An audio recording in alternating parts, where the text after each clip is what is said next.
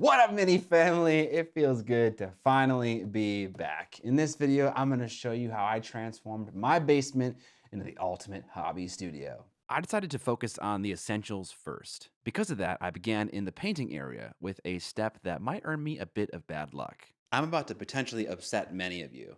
I'm upsetting myself, actually. Inside my house are these massive mirrors because this space used to be used for working out. The co-host of my podcast, Ninjan, pretty much convinced me that no one's going to be interested in buying these things. They're also incredibly heavy. So instead of wasting my time trying to sell them, I'm going to break them. It's such a waste! These walls are the backdrop of my eventual painting area, and if I want to start painting right now, I can't really do that with mirrors on the backdrop. Otherwise, you're going to see the camera very often and a bunch of other crap that's over there. Oh! Here's all the crap over here. So I kind of need to solve this now. I can't wait for someone to buy this, essentially. We're not going to do it in these clothes, though. This is better. Okay, we're doing this. I hate this. God damn, bro, it's still there.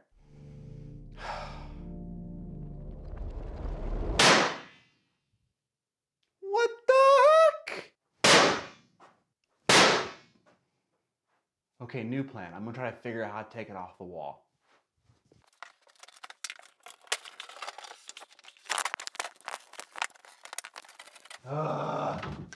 Okay, the theory is I couldn't break it because it was flat against the wall. Now that I've kind of removed it a little bit from the wall, I'm gonna hold it away from the wall and then hit it. It's maybe the last Miniac video you watch. See what I'm saying, bro? This stuff is bulletproof. This glass would not break. I even hit it with a sharp drill bit, and the point on the end flattened before the mirror showed any signs of giving up. As more and more of my attempts continued to fail, I became braver or stupider, your choice. I was really hitting these mirrors, and they continued to mock me.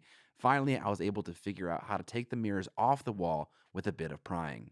With that discovered, breaking them was pretty simple, with something below them to encourage the breaking. I also removed all the glue as well, so it wouldn't get in the way of my future plans. With the mirrors taken care of, I did a little bit of a painting desk upgrade. I took the base of a sit-stand desk and attached my super heavy solid core door desktop that you see me paint on all these years. I'm planning a much bigger and more involved painting desk upgrade to give you guys some ideas how to make painting more comfortable, and this is the first step of that process. Now that the mirrors are thankfully taken care of, it's time for some lunch. Throughout the process of moving into my new house and getting it ready for YouTube, I have eaten more fast food than I care to admit. It's an easy solution when you haven't meal planned for the week. But a meal that's faster, simpler, and cheaper is provided by today's sponsor, and that's Huel. Huel Black Edition powder mixes up in under a minute and comes in at $2.65 a meal. I'm having chocolate today. On top of that, it contains all the nutrients the human body needs, including the right amount of protein, essential fats, carbohydrates, fiber, vitamins, and minerals.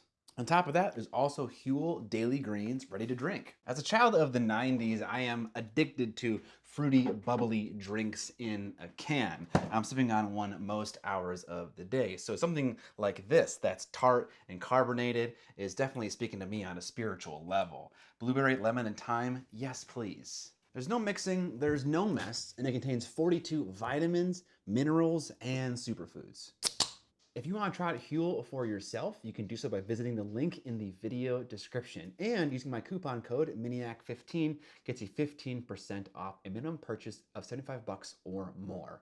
You can also scan the QR code on the screen right now to get to the same exact place. All right, back to the basement. Now that the brick texture was on the walls of my painting set, I wanted to zhuzh it up a little bit with some dank and dark, murky castle vibes. The sheets don't meet perfectly in the corners, so I wanted to dress them up a bit. To accomplish that and also my castle dreams, I continued the brickwork, but this time with some foam. I first made a little template out of some of the leftover brick sheet. Then, with that template, some foam, and a variety of tools, I cut out some blanks that I could use to trim to final shape with a hot wire tool. This required some patience to ensure that the hot wire tool wasn't cutting into the brick shape that I wanted due to the wire flexing. Ultimately, I cut every straight edge I could with a power tool, and resorted to the hot wire tool only for the curved front edge, due to the hot wire being a little bit difficult to deal with. With everything chopped up, I sanded every surface that would be visible, nice, and smooth. I did this because I wanted to hide the fact that each brick was actually two pieces glued together with spray adhesive. If possible, I didn't want to see a seam. With that done, I hooked all my foam bricks into a tote with some rocks from my front garden and got to tumbling. I saw Jeremy from Blackmagic Craft do this with tiny bricks, and I figured it would work for me here, and it totally did. Look at that lovely texture. To be honest, a lot of what I'm doing here is just normal hobby work that's scaled up to 1 to 1. With that complete, I had my wife paint them black to match the rest of the wall, and then I glued them to my set wall in the basement with some hot glue. Now that we're done with the fake brick, it's time for some fake grout. At first, I was going to just shove a bunch of spackle into the crack, but that took a while and made a mess. My next solution was to backfill the grout cracks with some newspaper, and I tried to tape the bricks to keep them clean, but that also wasn't a flawless plan. Eventually, I whipped out my caulk because I had some left over from a previous house project, but nothing really felt good. All of my ideas on how to do this brick mortar suck and will likely result in someone needing to repaint these bricks. The thing about doing something for the first time is you might have an idea in your head that seems reasonable, and then in execution, it was just worthless.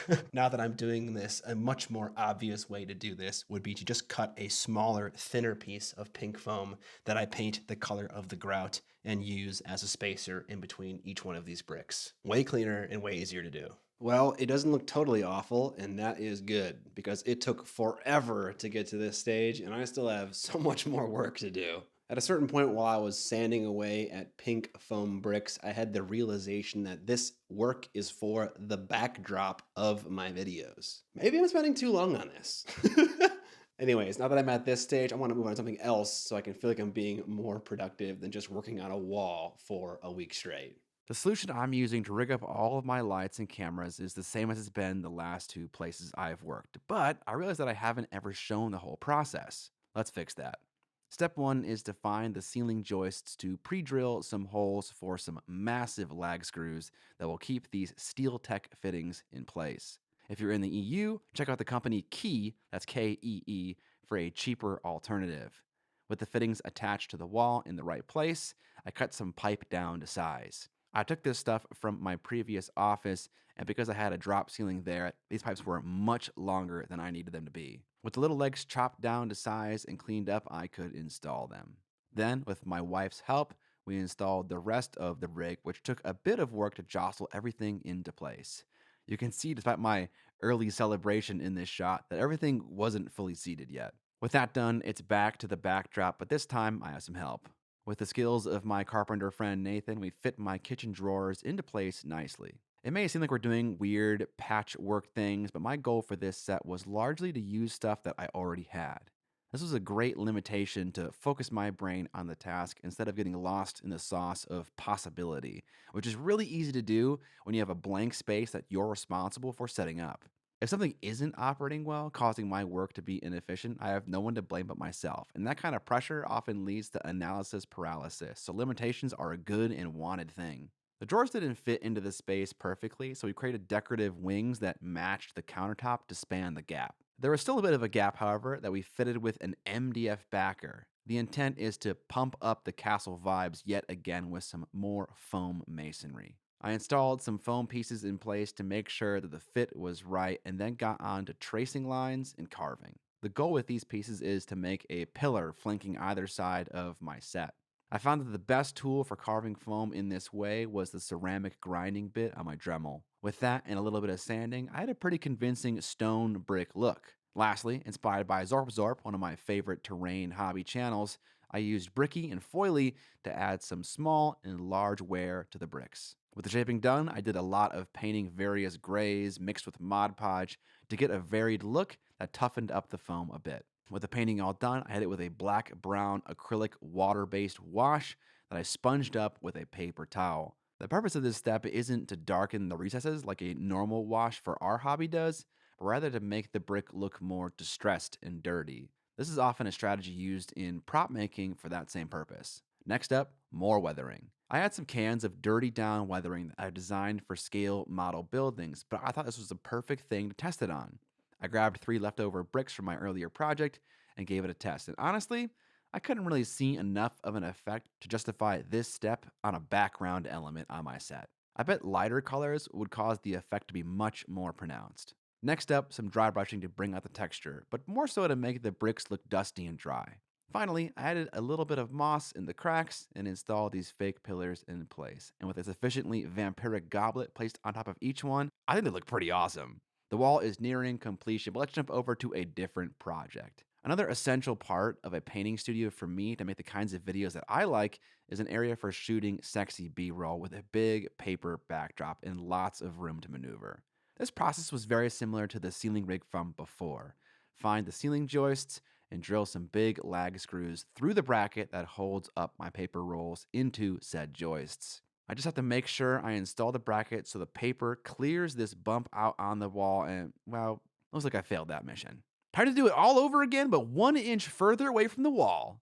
Nice. In the world of shipping and my web store, we got a cedar cabinet all organized with all of my t-shirts so they smell nice when they go out. And also my wife's shipping desk got set up in the garage and some things got organized to make that area more usable. While I'm out here, I want to remind you that I will be at Meeplathon, a charity tabletop convention in Kansas City from November 14th to the 16th.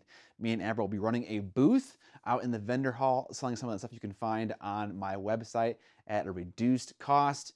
And I'll be teaching 2 classes that are mostly sold out, but there is 1 seat left in my layering class, and I'll link it below for you to check out. As I mentioned, Meeplathon is a charity-focused event with the slogan of using Meeple to help people. Love it. The charity that Meeplathon is focusing on this year is A Turning Point, whose focus is on families who need their basic needs met and also education, something that everybody needs. Come on to the event, chat with me in the vendor hall, support charity, attend some awesome classes and events. It'll be a good time. All right, back to the basement renovation. Almost finished with this space. One thing I want to fix about my last setup is that only one side of my painting area had a finished look with the cedar OSB and chalkboard. So I'm adding that same cedar OSB to both sides of my painting area, but also with the black paneling from the gaming set to change it up a little bit and reuse the material I had. Now with that complete, I can install my paint storage, my chalkboard, and a lot of other decorative elements. Now the last thing to do to the wall is to add a little brick variety. Because I'm putting significantly less decoration on the wall than I had previously, I want to give the brick a little texture. With some pink foam, I added a few bricks that were sticking out further, and with a multi-tool, I cut a few other bricks out to be completely missing. Then with a bit of paint work, the back wall is completely done. While this was all happening, I had some electricians come through to install power outlets in the ceiling so I can finally add all my lights and cameras and bundle up all my cables nicely and out of the way. With that final step, phase 1 of the new Miniac mausoleum is finally complete. I'll be completely honest, I was not as productive as I'd like to be getting all this work done. When a typical 8-hour workday completes like 2% of a larger project you're trying to get done, it makes it really easy to go slowly because no matter how productive you are, you're completing very little anyways. There's a decent amount of work left, like organizing all the camera gear, getting my display cabinet taken apart and out of my garage and back into my basement, moving my editing PC into the basement, and more. At a certain point, I realized that all of that stuff wasn't necessary for me to just make videos. So I focused on the minimum viable studio that I needed to put together so that I can get back to making YouTube videos again, and all that other stuff I can kind of work on in the background, maybe 1 day a week or something like that. One thing I definitely want to do in one of those future updates is find something to go right there in the middle. And what I'm thinking is some big ass shield with like a bat on it or something like that. In the future, I'll put out another studio update when I change all these things, like setting up my 3D printing area and more. But for now, this is what I need to get videos done. And videos are coming. The next one that's coming out is me getting into the world of Trench Crusade, finally. Well, that's gonna do it for this one, guys. If you enjoyed this video and you like the Miniac channel and you wanna support it, there are a number of ways to do that, namely the miniac.co web store, where you can pick up a lot of my merchandise, a lot of my miniatures, a lot of my tools like this cutting mat right here, and a brush coffin to travel with your brushes and also store them, and also other similarly shaped tools. Also on the web store are crunchy, beefy masterclass courses that teach you how to paint display models from start to finish, not only telling you about the paints and techniques used, but also how to do those techniques. So it is a front to back educational experience. You shouldn't need to go anywhere else on the internet to learn about how to paint those figures other than in those courses. Also, don't forget to check out this video's sponsor, Huel. Again, links down in the description. If you enjoyed this video and you like to watch studio walkthroughs, I'll have 2 other videos similar to this one linked at the end so you can check it out and enjoy more fun YouTubery goodness.